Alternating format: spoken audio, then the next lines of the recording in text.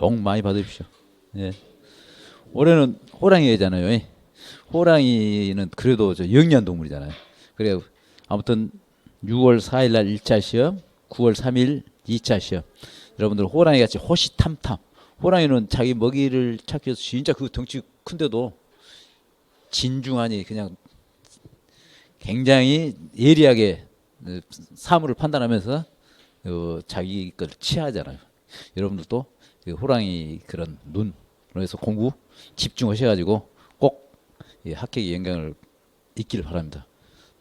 또 우리가 많이 쓰는 게 또 그 돌아가신 김대중 대통령께서 호시우보 그랬잖아요. 호시우보.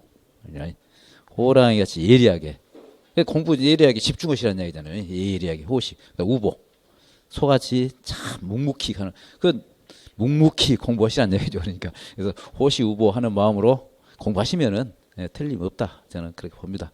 그래서 보면은 뭐 어쨌든 재배학 원예작물학은 제가 항상 드리는 말씀이지만은 평가서로서는 몰라도 평가서는 합니다. 하기는 합격만 하면 되는데 유능한 평가서가 되기 위해서는 재배학 원예작물학을 진짜 잘 아셔야 돼요. 아심으로써 농가하고 대화가 돼요. 그리고 사람 심리가 그러잖아요. 잘 아는 사람한테는 절대 함부로 안 하잖아요. 그러니까 잘 아는 사람, 잘 알고 대화를 하면은 이 사람 굉장히 실력 있는 사람이나 하고 함부로 그 무시를 안 하든지 또 함부로 민원을 안 내려죠. 그래서 여러분들이 이 재배학은 그래서 중요하다는 그 말씀을 드리면서 아무튼 이제 첫 강의가 열어졌습니다. 그래서 지난번에 작년이죠. 작년에 말씀드린 바 같이 이제 원시로 돌아서 처음부터 강의를 해드릴까 하겠습니다. 자, 이제 재배죠. 재배란 것은 사실은 이 재배학이라는 거, 재배 환경과 재배 기술에 관한 학문이라고 볼 수 있습니다. 그리고 올해는 이 세소원에, 가소원에, 하회원에 이렇게 대비를 할 수 있는 거죠. 일종의 보면은 재배학은 자연과학입니다. 자연과학. 자연과학이기 때문에 어찌 보면 또 어려워요. 어려울 수밖에 없죠. 사회과학은 이해만 하면 얼른 문제 찍을 수 있는데 예를 들어 뭐 생육 조구 적당한 온도 했을 때는 거기에 맞는 것을 뭐 몇 도 차이더라도 정확히 알고 있어야 된다는 이야기잖아요. 그래서 좀 어렵다는 얘기고. 두 번째는 이 일본에서 우리가 이 농업 학술이 많이 넘어온 게 아니라 한문이 많아요. 한문이. 이게 한문을 이해하시면은 진짜 또 쉬운 것이 이 과목이에요. 그래서 여러분들이 저는 이제 과거에 한문을 많이 썼는데 어차피 뭐 이제 좀 연배 있으신 분들은 한문을 배우셨지만 안 배우신 분들 많기 때문에 한문을 써 드려봤자 의미가 없고 안 써주길 바래요. 그래서 해석만 해드릴 거예요. 해석만. 그래서 여러분들 그렇게 하시고. 그래서 이 재배학은 크게 말하면 재배학 개론, 재배학 법론 이렇게 말씀드렸는데 재배학 개론이라는 것은 재배학 법론 플러스 육종학이 이제 돼요. 그래서 지금까지 육종학은 시험에 그렇게 안 나와요. 어렵기 때문에 사실은 어찌 보면은 평가하는데 육종까지 필요는 없잖아요. 우리가 재배 환경은 어차피 각종 재해와 관련이 되고 그다음 재배 기술 잘못했으면 쉽게 말하면 이 미보상할 수도 있는 거잖아요. 자기 책임이기 때문에 면책이냐 부책이냐 이거 논할 수 있기 때문에 그래서 이런 이 재배 환경 그다음에 재배 기술 중점이고 그다음에 이제 우리나라에서 이 보험 영역에 보험금의 큰 그 비중을 차지하는 게 사실은 가수예요. 가수는 이 단위 면적당 보험 가입 금액이라든지 보험 가입 금액이 크면은 결론은 보험금 지급이 커지잖아요. 그러니까 그쪽 분야에 이제 굉장히 중요한 분야가 많기 때문에 이 원예학이 이제 한꺼번에 들어간 겁니다. 그래서 여러분들 이 재배학은 어쨌든 자연과학이고 그다음에 재배 환경과 기술에 관해서 그러니까 시험도 결론은 이 재배 환경과 연관되는 것이 각종 재해잖아요. 각종 재해. 이치 보면 이게 약 한 40에서 44% 시험 문제가 나온다고 보면 돼요. 그 다음에 재배 기술, 그 다음에 병충해. 이게 이제 약 한 16%에서 아니죠. 20%에서 뭐 28%까지 이 정도 차지한다고 보면 돼요. 그 다음에 이제 이 원해장물학이죠. 원해장물학. 이게 약 뭐 20 여기다 약 한 32%에서 약 한 36% 이걸 차지해요. 그러니까 실제적으로 이쪽만 잘하셔도 뭐 가나고 면하는 거죠. 그 다음에 여기가 또 그렇게 어려운 건 아니에요. 여기는 각종 재에서 11문제면 여기가 한 5개, 6개 정도 나오고. 그 다음에 원해작물. 원해작물은 조금 이제 외워야 할 거 좀 있고 또 좀 기본적으로 해줘야 할 거 있고. 그래서 여러분들이 이 공부는 크게 이 분야에서 공부한다 라고 생각하시면 되겠습니다. 자, 그러면 이제 우리 재배란 거 어떤 것이냐. 재배라는 사람이 일정한 목적이라는 것은 경제적 이득을 위한다든지 자기가 먹거리를 만들기 위해서 자급자족을 한다든지 이런 목적을 가지고 농지라 또는 경지라고도 하죠. 경지, 뭐 농지, 뭐 넓은 의미로 토지 여기에다 작물을 쉽게 말하면 기르고 또 수확하는 그 경제적 행위 이걸 우리는 재배라고 말할 수 있어요. 그리고 재배 단순히 또 한말로 한다면 농사짓는 모든 것 쉽게 논을 갈고 종자를 파주고 비료주고 농약치고 물 대주고 그다음에 제초하고 수확하고 또 가수 같으면 봉지 씌우기도 하고 다양한 이게 재배라는 것은 농사짓는 모든 것이다. 그러니까 농사짓는 모든 것을 우리는 배운다라고 하면 이제 말씀을 드릴 수 있어요. 그러면 책으로 들어가겠습니다. 자, 재배 기초입니다. 재배 기초. 재배 기초에서 이제 이 작물의 분류가 나오죠. 작물의 분류.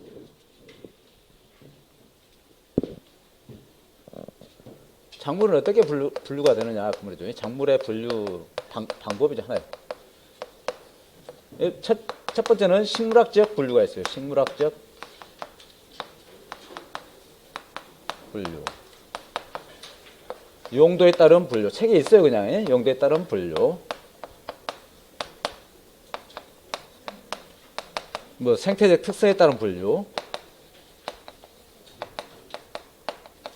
따른 분류. 그 다음에 재배 이용면에 따른 분류.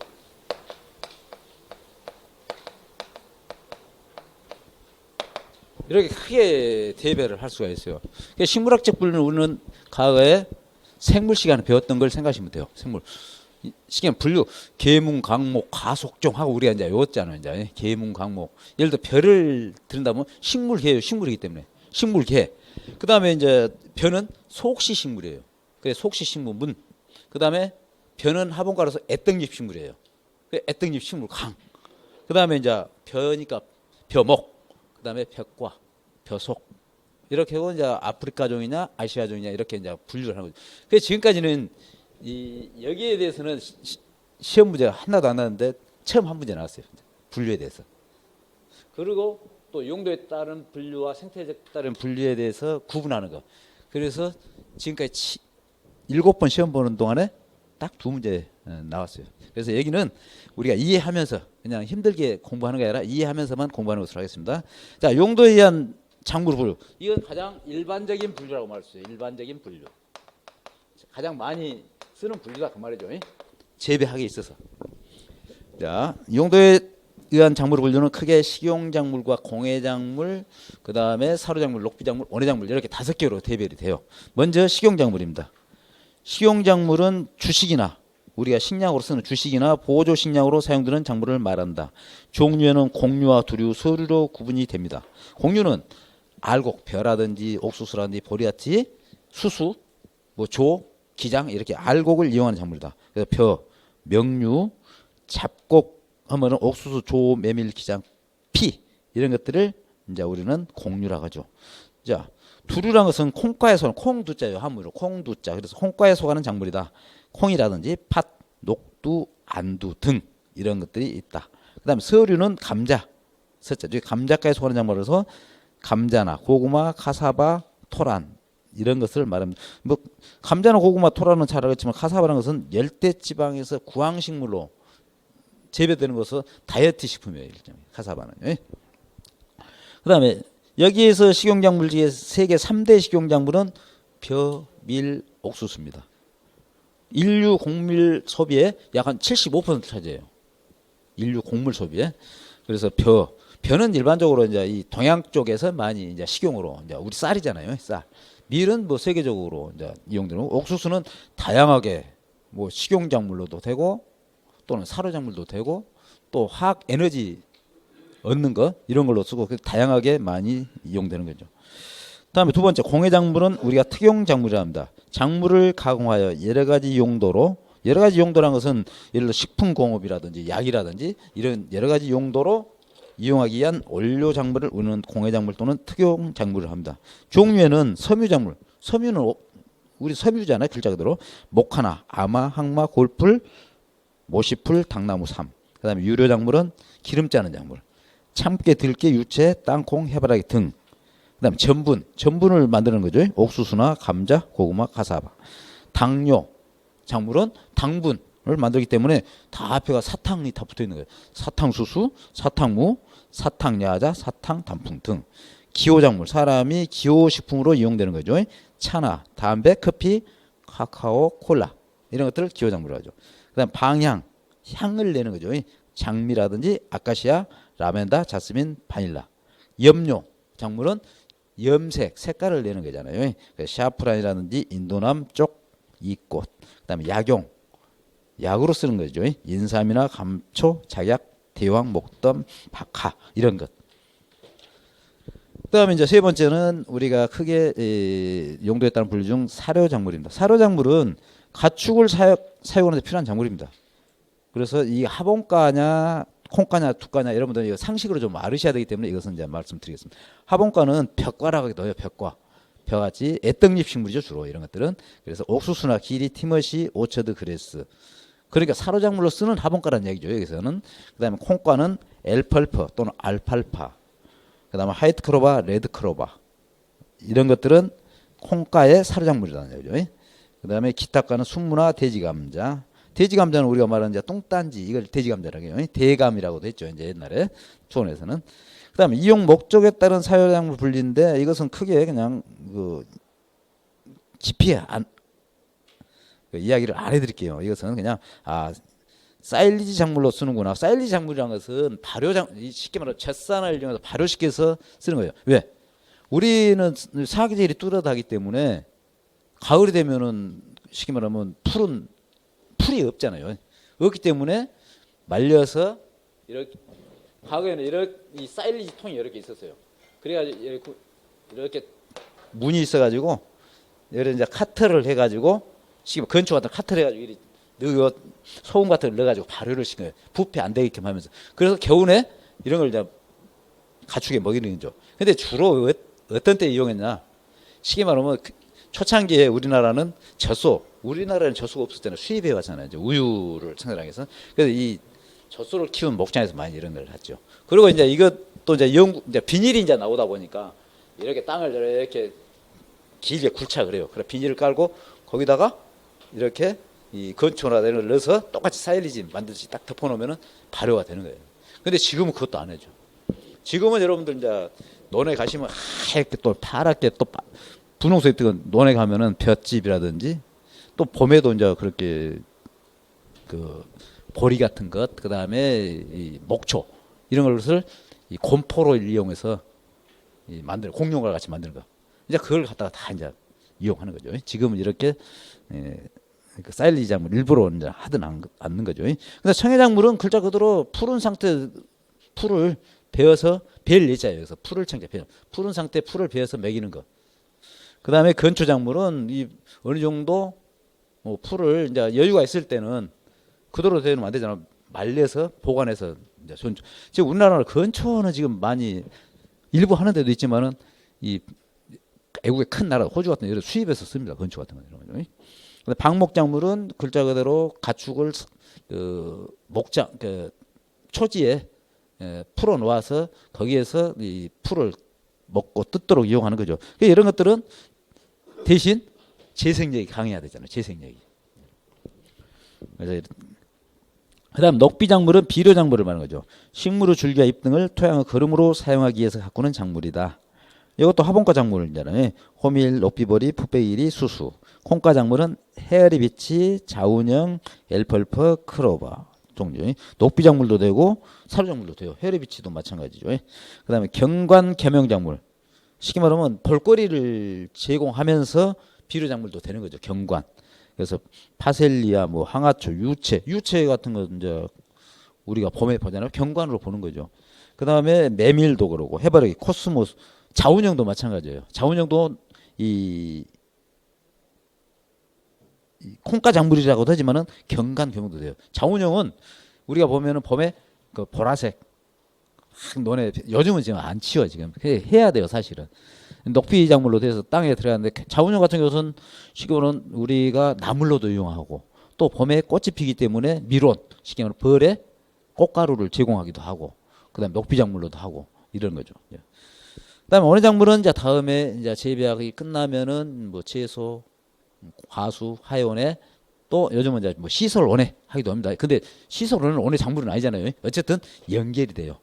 원예 작물을 재배하기 위해서는 시설을 할 수밖에 없는 거죠. 그래서 이건 다음에 구체적으로 하도록 하겠습니다. 자, 다음 페이지. 재배 이용면에 의한 분류입니다. 재배 이용. 작부 방식.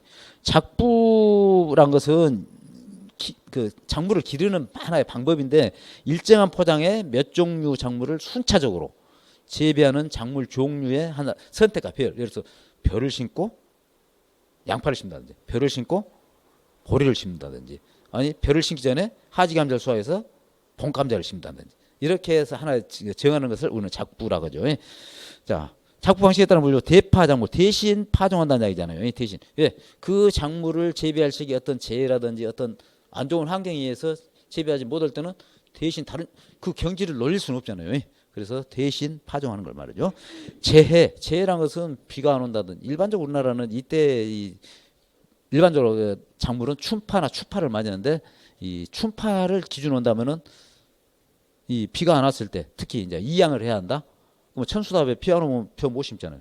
이럴 때는 다른 작물 심는다. 이걸 이제 재로 주 작물의 수확이 가망이 없을 때 대신 파종해 심는 작물을 말한다. 그래서 메밀이나 조. 이제 메밀 같은 것은 일반적으로 이제 이 생육 기간이 짧아요.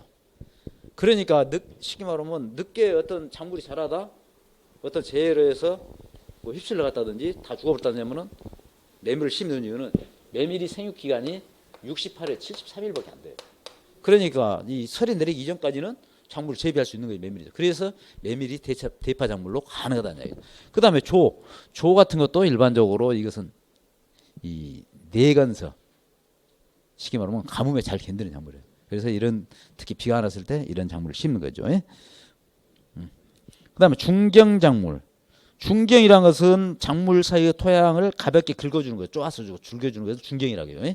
그런데 이것은 뭐 그렇게 크게 효과는 없어요. 중경 효과. 그 사이에 잡초를 덜 나게 한다는 효과인데 이건 좀 의미 없는 것이기 때문에 이런 거 있다. 이러고 생각하시면 돼요. 그다음에 구황작물입니다. 흉년이 들어 곡식이 부족할 때 기근을 해결하기 위해 주곡 대신 소비할 수 있는 작물이다. 이때는 이제 과거에 지금은 이제 우리가 여러분들이 이제 어쨌든 평가서를 하기 위해서는 농작물 재보모 관계가 되잖아요. 지금은 비 안 오면은 보험 타면 되는 거예요. 근데 과거에는 어쨌든 간에 이 단위 면적 땅 수확량도 적고 또 소비량도 다른 게 지금 여러 우리가 먹을 것이 다양하지 못했고 하기 때문에 이 주곡이라든지 식량의 부족 현상이 많이 있기 때문에 어쨌든 벼를 못 심으면은 대신해서 다른 작물을 심어야 돼. 우리가 먹어야 되니까. 그래서 흉년이 들어서 여기서 흉년이라는 것은 일반적으로 가뭄이 들어서 그렇고 생각하시면 돼요. 가뭄이 들어 곡식이 부족할 때 기근을 해결하기 위해서 할 수 있는 거죠. 그러니까 용수 확보가 어려운 천수답에 주로 해당이 되는 거죠. 이때. 근데 지금은 이제 뭐 양수기 발달도 잘 돼 있고 용수로도 잘 돼 있고 더구나 지하수 개발도 잘 되잖아요. 그래서 지금 큰 문제 없고 더구나 또 아까 말씀드렸듯이 보험이 되기 때문에 큰 문제가 없어서 그럼 비가 안 오면 안 심으면 되는 거예요. 그래서 이제 그때 이제 구황작물은 감자나 고구마, 메밀, 조피, 기장 이런 것들이다. 흡비라는 것은 비료를 흡수하는 작물이라는 얘기죠. 흡비라는 것은 비료를 흡수하는 작물. 자, 유실되기 쉬운 비료를 그러니까 비료를 주면은 자 우리가 이제 그 전에 배웠잖아요. 비료를 주면은 예를 들어서 질소질 비료, 기비료는 질소질 비료가 주잖아요. 질소질 비료는 암모늄태와 질산태 비료. 이 어쨌든 간에 아무리 그 토양은 음이온이지만은 아무리 잘 흡착한다 하더라도 다 흡착이 다 안 되는 거죠. 비가 온다든지 하면은 유실되고 하는데, 그다음에 질산태 질소 같은 것은 같이 음이온이기 때문에 더 흡착이 안 된다. 이렇게 하는 비료가 유실될 수 있는 비료를 흡착하는 비료, 여기서 말하는 것은 흡착, 호착 해서 이용하는 효과를 가진 작물을 우리는 엘폴포나 스위트볼, 이러한 것들은 주로 콩가 작물이잖아요. 두가 작물은 뿌리 혹, 이 두가 작물,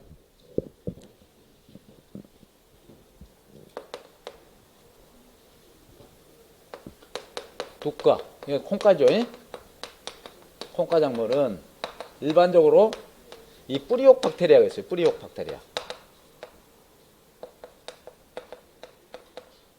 이걸 우리가 다른 말로 하면 근류균, 이렇게 해서 근류균이라든지 이런 것들이 이 흡착해서 자기가 간직하고 있는 거예요.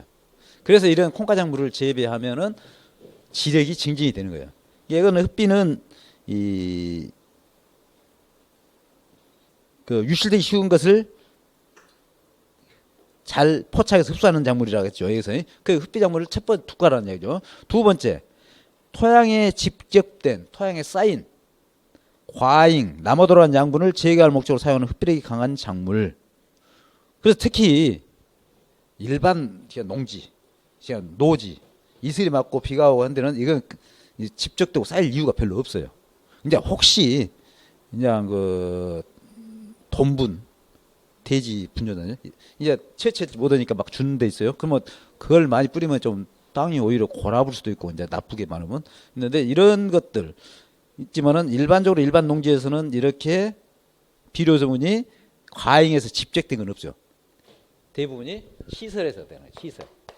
시설이라는 것은 하우스잖아요. 비닐하우스. 여기에는 이제 비가 차단이 되어 있기 때문에 이 유출이, 용탈이 안 되는 거죠. 그 쌓이는 거죠. 쌓일 때, 그러면 너무 많이 쌓이면은 이 쉽게 말하면 작물 생육이 오히려 해롭게 된다는 얘기죠. 그럴 때 이 쉽게 말하면 하본과 작물을 재배하는 거예요. 그래서 대표적으로 이 시설 채소라든지 하는 데는 이 옥수수 같은 거 이런 걸 이제 재배를 하죠. 옥수수가 이제 하본과잖아요. 이게. 그래서 토양의 그 작물은 하본과 작물, 변화, 옥수수, 수수개통 이런 것들은 비료만 흡수만 해요. 그러니까 이 나중에 좀 밑에서 배웠지만은 일종의 비료만 가져가기 때문에 토양 수탈 작물에도 해당이 된다는 얘기죠. 이게 흡비 작물은 두 가지인데, 하나는 두가로서 뿌리옥 박테리아가 있어서 오히려 근류균이 질소질 비료를 유실될 것을 잘 포착해서 토양에 간직하고 있기 때문에 토양의 지력을 증진하는 거 있고, 흡비 작물 두 가지인데, 하나는 하본과 작물로서 있는 것을 흡수해서 가져가기 때문에 오히려 염류가 집적되는 것을 막아주는 거죠. 그래서 하우스 같은 경우는 일부러 이런 그 휴작기 또는 휴강기라고 하죠. 작물을 재배하지 않는 시기, 이때 이제 이런 걸 재배해서 과잉 집접된 비료 성분을 흡수하도록 해주는 거죠. 그다음에 동반작물, 서로 간의 생육을 촉진해주고 병해충의 침입으로부터 서로를 보호해주는 등의 효과를 기대할 수 있다. 그래서 여기는 이제 당근과 상춘, 이건 별로 그럴 수도 있어요. 있지만은 크게 우리가 이제 하면은 동반작물을 한다면은,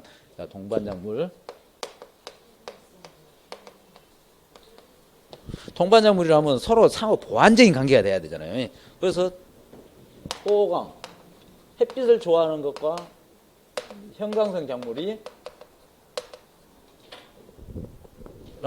아니면 이건 결론은 이건 양생식물이잖아요. 빛을 좋아하는 양생식물. 이거는 햇빛을 싫어하기 때문에 음생식물 또는 음지식물. 이렇게 서로 보완을 해주는 것이 일종의 동반작물이다. 그다음에 신근성과 청근성. 뿌리가 깊게 들어가고 뿌리가 얕게 되는 거. 그래서 뿌리가 깊이 들어가면 깊이 있는 비료분을 서로 흡수 이용할 수 있고, 청근성은 지표 가까이 있는 것을 서로 비료를 흡수하기 때문에 고루 이용할 수 있는 것이 서로 간에 상호 보완 관계가 있기 때문에 동반작물이라 한다. 그 다음에 다비성과 소비성. 비료를 많이 흡수하는 작물 또는 비료를 적게 흡수하는 작물, 이것도 하나의 동반작물이다. 그 다음에 장관장과 단관장. 장관장, 단관장. 요 간장 먹는 간장이 아니고 줄기 간자, 줄기의 길이 키가 큰 작물, 키가 작은 작물 서로 보완 관계가 있는 이걸 우리는 동반 작물이라 한다. 그러니까 이건 뭐 굳이 막 해올랄 게 아니라 이해만 하시라는 이야기예요. 저는 이런 것은 이런 쪽에서는요. 그다음에 경영면에 따른 분류, 자급 작물. 집에서 스스로 이용할 수 있는 것이죠. 집에서 이용할 수. 그래서 자급하기 위한 작물. 집에서 먹고 이용하기 위한 거. 그다음에 황금 작물. 판매를 목적으로 재배하는 것. 돈을 바꾼다는 이야기잖아요. 농사를 잘 지어서 그놈을 갖다가 시장에 내다 팔면은 돈을 받는 거기 때문에 황금 작물이라죠. 그다음 경제 작물은 황금 작물 중에서 특히 수익성이 높은 작물. 돈이 되는 작물. 근데 일반적으로 우리나라는 지금 현재의 추세로 농촌의 인구도 감소되고 쉽게 말하면 인구가 감소된다 하면 특히 기계화가 할 수 없는 작물. 기계화로 안 되는 작물은 인력으로 하기 때문에 재배를 많이 할 수 없죠. 그게 수요 공급 원칙에서 부족하니까 가격이 높을 수밖에 없는 작물이다. 보면은 담배. 이거 담배 기계로 안 돼요. 전부 사람이 손으로 따야 돼. 꼭지 트는 것도. 지금은 이제 그 건조하는 데가 건조해서 바로 수면하는 데 있어요. 그냥 통째로. 옛날에는 꼭지 트라고 하우스에다 말려가지고 쉽게 말하면 이 담배 이상공사의 공판에 냈었어요. 근데 지금은 그냥 입 따다가 하면은 건조한 그 쉽게 말하면 이걸 전문적으로 건조한 데가 있어요. 수매를 해가지고. 그 다음에 양파. 양파 일부 기계 이양도 하고 기계로 이 수확도 합니다. 하긴 한데 한계가 있어요. 그래서 양파도 거의 사람이 심고 사람이 캐고. 그 다음에 마늘 이것은 기계도 안 되고 이건 전부 사람이 심고 캐고. 이쪽 우리 이쪽 혼합지하 보면 괜찮아요. 한 120m 이 정도로 해서 뭐 심고 하는데 막 3m, 4m 창녕 같은데 가면 땅도 깜깜해가지고 우리가 평가 나가려면 거기 가면 안 나가려고 힘들어가지고 그냥 하나씩 캐내서 이제 면적으로 해서 계산을 해야 돼. 중량 계산해야 되니까. 이런 마늘, 고추도 전부 사람이 인위적으로 심고 지주에 결속을 해줘야 되고. 그 다음에 고추는 이 무한하세요. 꽃이 한없 피면서 열매가 맺히기 때문에 비료, 농약, 병이 또 많기 때문에. 그 다음에 다 일일이 또 따서 줘야 돼. 또 말려야 돼. 그래서 이런 것도 비싸잖아. 채소, 약초 다 마찬가지예요. 사람이 인력으로 많이 하는 것들은 대부분 이 경제 작물이다. 그다음 토양 보호에 따른 분류. 피복 작물. 덮어주는 거죠. 피복을 덮어주기 때문에 토양을 보호하는 작물이라 이렇게 말할 수 있죠. 단연생 목초 등과 같이 강우를 차단하여 경기를 우적 침식으로부터 보호하는 효과가 있다. 우적 침식이랑은 빗방울이 땅에 떨어지면서 지표 있는 토양을 파헤치며 타격으로 토양 입자를 분산시키는 침식을 우리는 우적 침식이라 한다. 그다음에 토양 조성 작물. 토양을 비호하게 하는 걸 일종의 녹비 작물이라고 보면 돼요. 보면은 콩가 목조나 녹비 작물. 콩가 목조는 아까 뿌리옥 박테리아가 있음으로써 이 공중에 있는 유리질소란다든지 유실될 수 있는 비료를 흡착해서 갔기 때문에 토양을 지력을 그게 토양을 조성한다면 땅심을 좋게 한다는 이야기예요. 결론. 땅심을 좋게 함으로 토양을 조성한다는 이야기는 땅심이 좋음으로써 토양이 입단화가 된다는 이야기예요. 토양이 입단화가 되면은 수분 보유력도 좋고 공기도 잘 통하고 작물이 잘 자랄 수 있도록. 그다음에 토양 수탈 작물. 토양에 있는 비료분을 다 뺏어가는 작물이잖아요. 그렇기 때문에 아까 흡비 작물 중에서 하본가가 토양의 수탈 작물이라고 했잖아요. 토양의 영양분을 섭취만 하기 때문에 비료분을 공급해줘야 하는 작물이다. 그래서 아까 하공류, 하본가 이런 것들이 해당이 된다. 그다음에 자연분류법 이제 이게 이제 아까 이 식물학 분류라고 말씀할 수 있는 거죠. 이 문제가 이제 이거 한번 딱 나온 이제 아까 용도에 따른 분류 한번 나오고 이것 이제 한번 나온 거죠. 자, 담자균류는 이 쉽게 말하면 이 송이가라는데 이 버섯 종류를 말해요. 버섯 종류. 그다음 단자엽, 호단자, 엽 그냥 잎이 하나 있는 거. 그러니까 애떡잎 식물이에요. 떡잎. 자엽은 떡잎을 말해요. 자엽. 그래서 하본가는 주로 이 애떡잎 식물이다. 그 다음에 토란, 백화과는 하본가, 백화과는 자주 이제 우리가 나오는 말이죠. 마늘, 양파, 파, 부추, 알로에, 아스파라스 이런 것들이 백화과다. 막과는 막과고 생강과는 생강이죠. 그 다음에 쌍자엽, 쌍떡잎 식물이잖아요. 명화주과는 근대 시금치, 사탕무, 비트. 그 다음에 십자과가 이제 자주 나와요. 보면 십자과. 배춧가라고도 하죠. 배추, 냉이, 무, 브로콜리, 콜리플라워, 케일, 뭐 가시라든지 순무 이런 것들을 우리는 십자가라죠. 콩가는 콩, 녹두, 팥, 아욱가는 아욱, 오크라, 사냥아가는 미나리가라 하는데 미나리, 파슬리, 샐러리, 당근, 맥꽃가는 고구마, 나팔꽃. 그러니까 고구마, 나팔꽃은 서로 간에 이 화합성이 있기 때문에 접을 붙이기도 하는 거죠. 그 다음에 가지과, 가지, 감자, 고추, 구기자, 토마토, 뭐 파프리카. 어차피 파프리카, 피망 이런 종류는 이제 고추에 가깝잖아요. 그러니까 고추가 가지가라 생각하시면 되죠. 박과는 수박, 오이, 참외, 호박, 뭐 박, 수세미, 뭐 멜론 이런 것들이 기죠. 국화과. 그래 이제 국화과하고 십자가하고 여러분들 이제 헷갈릴 수가 있어요. 이제 상추는 배추가 비싸니까 요 뭐 십자가 이러고 생각할 게 아니라 이 상추 계통은 국화과다. 그 다음에 민들레, 엉겅퀴, 아티초크, 그 다음에 우엉, 쑥갓도 국화가 가까워요. 쑥갓도 보면 국화 잎과 비슷하게 보이거든요. 그 다음 도라지과는 도라지 더덕. 그 다음에 장미과. 이 이제 주로 과실에서 많이 나오는 거잖아요. 장미과는 딸기, 사과, 배, 모가, 복숭아, 복분자, 자두.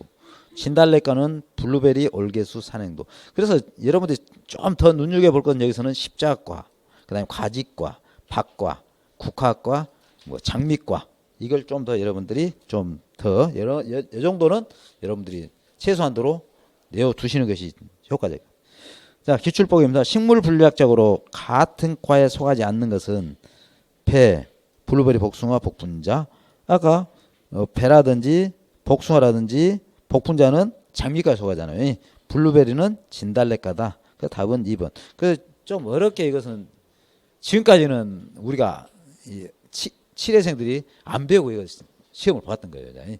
이제 약간 언해작물에서 일부 나오긴 합니다만은 이렇게 구체적으로는 안 나왔는데 이건 이제는 간간히 한 번씩 나올 수 있는 것이기 때문에 꼭 이걸 좀 여 부분은 외워 주셔야 될 것 같아요. 그다음에 생태적 특성에 의한 분류. 자, 생전 연활에 따른 분류. 이제 사는 기간이죠. 그래서 1년생 작물 1년만 사는 거죠. 봄에 파종돼 갖고 그해 가을에 생을 마치는 거죠. 이게 수확이 되는 거죠. 우리로 쉽게 말하면. 자, 1년생 작물은 벼, 콩, 옥수수, 상추. 그러니까 주로 봄에 파종해서 가을에 끝나는 거. 수확이 되는 거죠. 올년생 작물. 올년이라는 건 해를 넘기는 거잖아요. 그러면은 주로 일반적으로 가을에 파종해서 그 다음에 봄에 수확하는 거. 뭐 생육 기간은 그렇고 길든 않지만 어쨌든 해를 넘기기 때문에 올년생 작물이에요. 그러니까 올년생 작물은 대부분이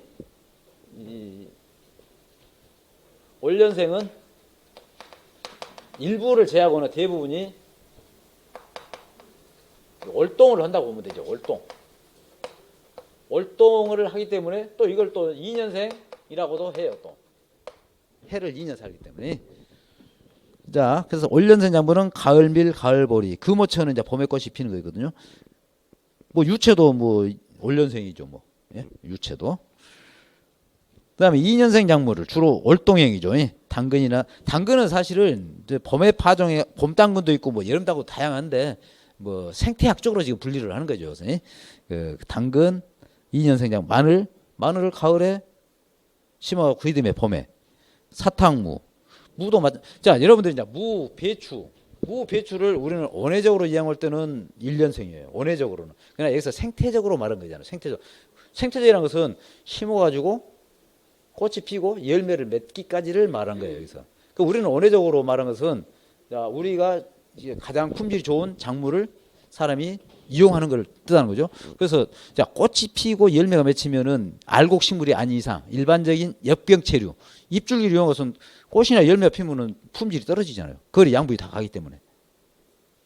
그렇기 때문에 우리는 그걸 방지하기 위해서 배추는 여름에 파종해가지고 심어가지고 11월 중에 또는 11월 중에 일반적으로 11월 중에 수확하는 거잖아요. 꽃대가 안 나오잖아요. 이것은. 이제 나중에 이제 추나체리도 이제 배우잖아요. 이제 우리가 이제 이것은 배웠잖아요, 여러분들이 이제.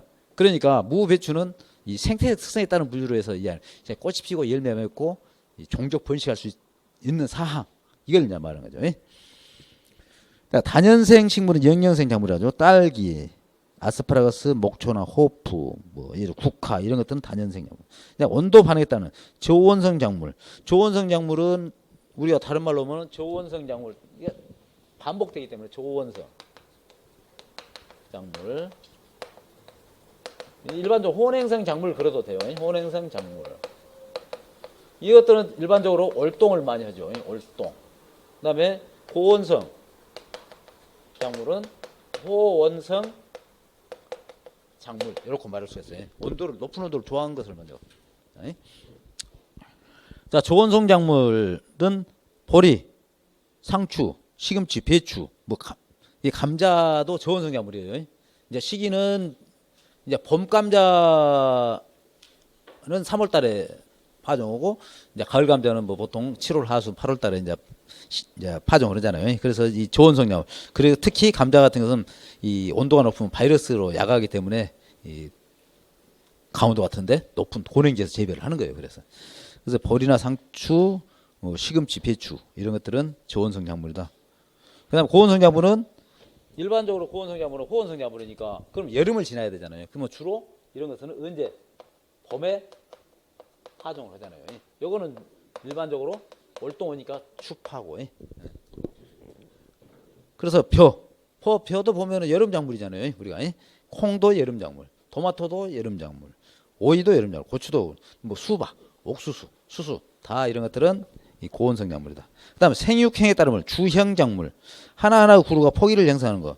여기서 주라는 것은 기둥 모양. 이게 어쨌든 우리는 이런 하나하나를 포기로 한 것은 기둥 같기 때문에 주형 작물이라는 거죠. 그 다음에 포복형 작물이란 줄기가 땅을 기어서 가기 때문에 우리가 땅 기어는 포복이라고 하잖아요. 고구마 같은 거 대표적으로 이런 거 수박 같은 거 이런 것들은 포복형 작물. 그 다음에 저항성에 따른 물. 이 저항이라는 것은 거기에 따라서 잘 견디는 그러니까 여기서는 이 내자는 전부 인내할 때 참을 내자 견딜 내자 그게 거기에 잘 견딘다. 그러니까 내산성, 산성이 강하다. 잘 견딘다고 해서 강하다는 얘기잖아요. 그러죠? 그래서 감자, 기리, 호밀, 벼, 아마 이런 것들은 산성에 강한 작물이다. 그 다음 내염성, 염기에 강하다죠. 사탕무, 옥수수, 그 다음에 목화, 뭐 수수, 유채 이런 것도 내염성. 그 다음 내건성 작물이다. 건조에 강하다. 그러면 건조에 하다면 수분이 없어서 잘 자란다 이거죠. 조, 수수, 기장, 호밀. 그래서 내건성 작물은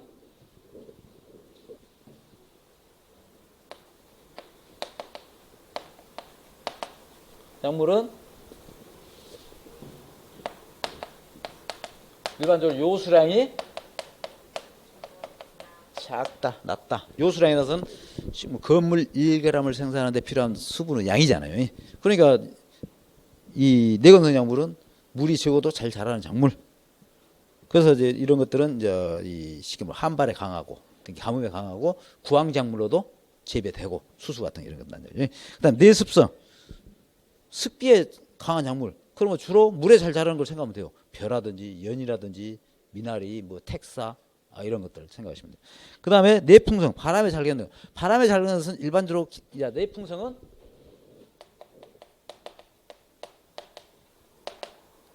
일반적으로 바람이 잘 견디기 때문에 포복형이라든지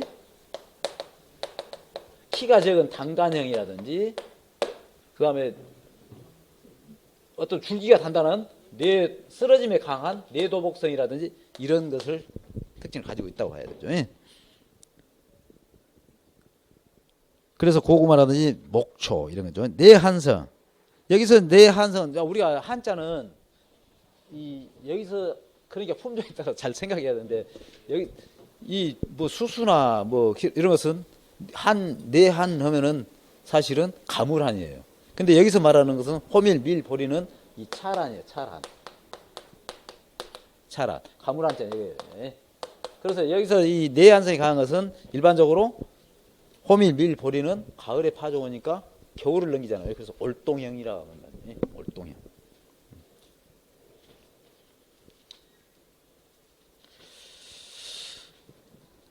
다음 페이지입니다. 여기 220 강압성 것을 실은 이것은 또 광에서 배워야 할 사항인데 미리서 여러분들 좀 올해 처음 시험이 나왔기 때문에 앞에라 좀 분류를 해놓은 것 같아요. 이건 사실은 작물 분류가 아니라 강합성, 나중에 강에서 배워야 할 일이에요. 강에서. 그러나 미리서 여기서 공부를 하시게요. 자, 강합성 경로에 따른 작물을 분류. C3 작물과 C4 작물의 차이점은 작물이 최초 대기 중에 이산화탄소를 고정해서 나온 산물이 탄소가 3개짜리 산물이냐 또는 4개짜리 산물이냐에 따라서 C3와 C4 또는 CAM 작물로 구분된다. 그래서 여러분들이 여기 특징, 그냥 특징은 그냥 애울라고 생각하지 말고 다 한 번만 읽어보실 정도로 하시고, 출현식이라든지 서식지, 종류, 여기를 집중적으로 공부를 좀 해주시면 될 것 같아요. 자, C3 작물은 일반적으로 이산화탄소 농도가 높고 산소 농도가 낮은 고생대. 그러니까 좀 그 온대 쪽에 서늘하고 습한, 고생대는 높은 지역이란 말이거든요. 그렇기 때문에 이 서늘하고 습한 온대 지역이다. 서식지. 그리고 종류는 벼, 콩, 밀, 보리와 온대 식물. 그래서 식물종의 95%를 차지한다. 그 이 종류를 여러분들이 꼭 기억을 하시면 돼요. C3 작물. 그 다음에 C4 작물. 이산화탄소 농도가 낮아지고 산소 농도가 높아진 신생대. 그러니까 이산화탄소가 낮은 열대나 아열대 지역. C4 작물은. 그래서 열대 작물이다. 그러면 사탕수수, 그 다음에 수수, 옥수수, 그 다음에 기장, 뭐 명아주, 질갱이, 이 아열대 식물이 C4 작물이다. C3 작물은 온대 작물이다. C4는 열대나 아열대 작물이다. 그러면은 일반적으로 이제 이 온도가 높은 데서 잘 자라는 작물, 건조에 잘 견디는 작물이죠. 그 다음에 CAM은 이 건조 지역, 선인장이라든지 파인애플, 돌나무. 그래서 여러분들이 이거는 진짜 좀 복잡하거든요. 그래서 여기서 뭐 특징이나 여러 깊이 공부 들어가면 오히려 혼동스러우니까, 예, 출현식이라든지 서식지, 종류, 이 세 가지만 기억을 하시면 될 것 같아요. 자, 기출보객이 C4 작물이 아닌 것은 이제 7회 때 나왔던 거예요. 작년에. C4 작물은 열대, 아열대라고 했잖아요. 그러면은 대부분이 사탕수수나 수수나 수수 붙어 있다고. 여러분들 외우기 쉽게 그냥, 아, 수수는 C4. 그러니까 보리는 온대 작물이 우리나라 재배하는 거잖아요. 이게 C3 작물인 보리가 정답이죠. 그러니까 우리나라를 생각하시면 돼요. 여기까지는 하면은 크게 여기는, 예, 문제가 안 되고, 다음 이제 페이지로 넘어갈게요. 자, 재배 환경이죠. 재배 환경. 자, 재배 환경에는 크게 이제 이 토양,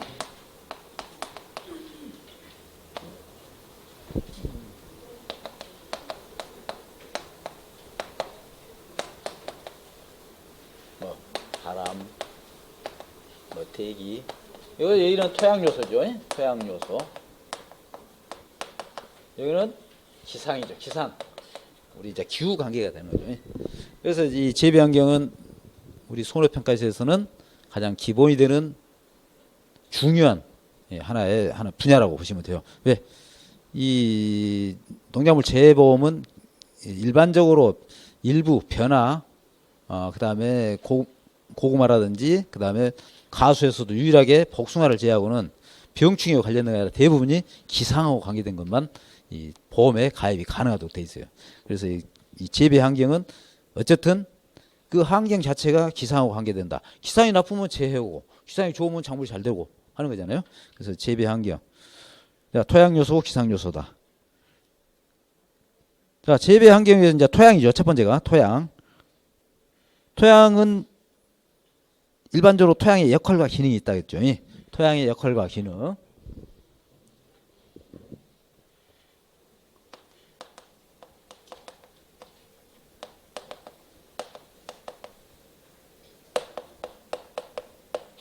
첫 번째는 토양은 어쨌든 간에 고산과 액상, 기상으로 구성되기 때문에 이 기계적으로 이 고산이기 때문에 기계적으로 식물을 지탱해 주죠.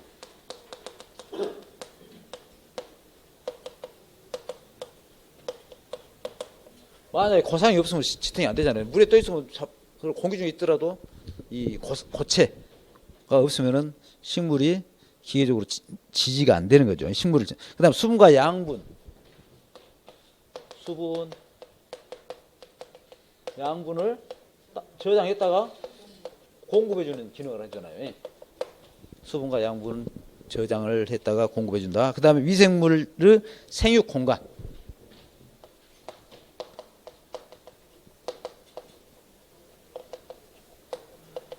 쉽게 말하면 현기성 미생물이 있고 호기성 미생물이 있지만 어쨌든 간에 이 미생물들이 토양에서 생육을 하는 거죠. 그 다음에 유기물을 분해하는 장소예요.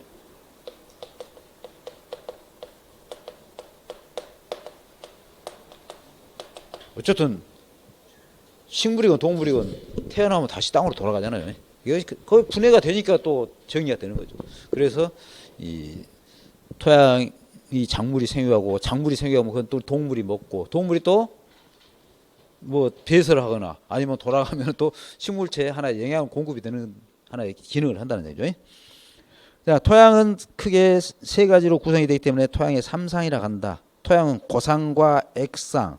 자, 그런다면은 토양의 삼상이죠.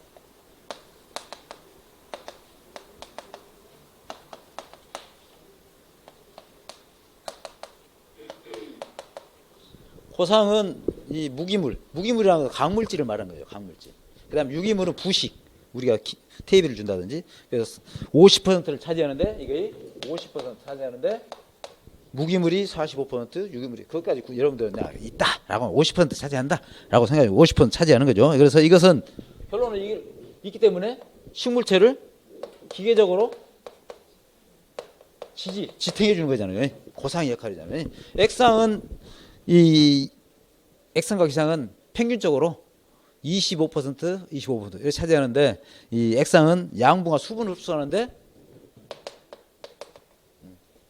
그래도 어쨌든 뭐 25% 토양에 따라서 특징에 따라 상황에 따라 다르지만은 어쨌든 25%에서 양분 이 수분의 공급을 하잖아요. 얘도 25%. 기상은 공기잖아요. 공기이기 때문에 식물체 산소와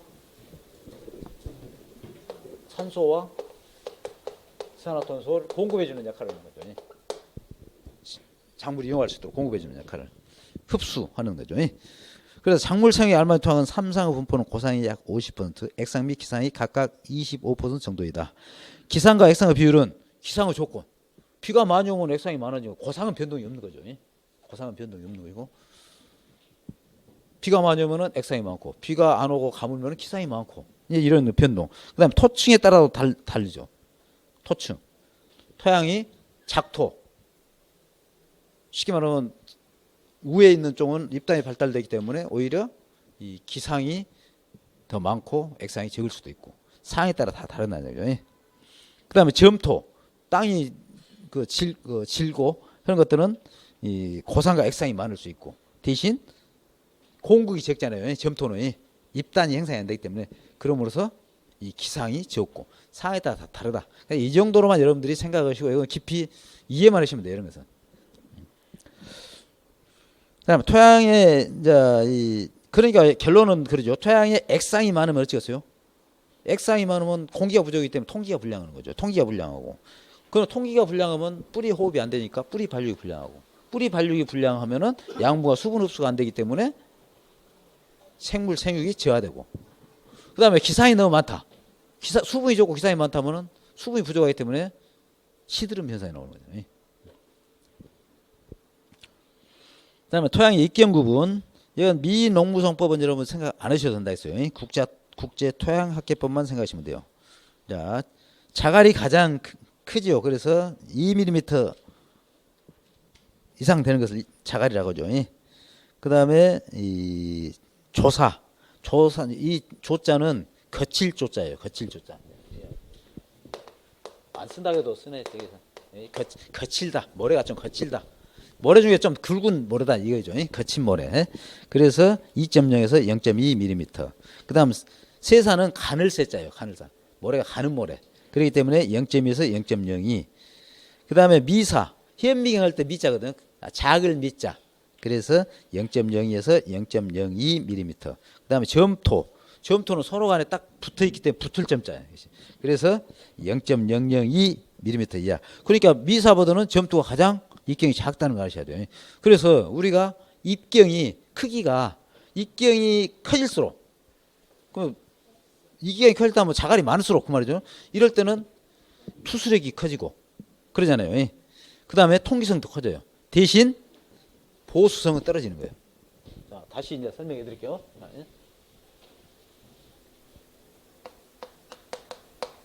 입경 커질수록 입자가 커질수록 이 투수성 통기성은 커지고 물을 간직하는 힘은 낮아지고 이 정도만 기억하시면 돼요. 자, 그럼 이제 세부적으로 들어가겠습니다. 자갈이란 것은 여기서 좀 쉬었다 해야 되네요. 어차피.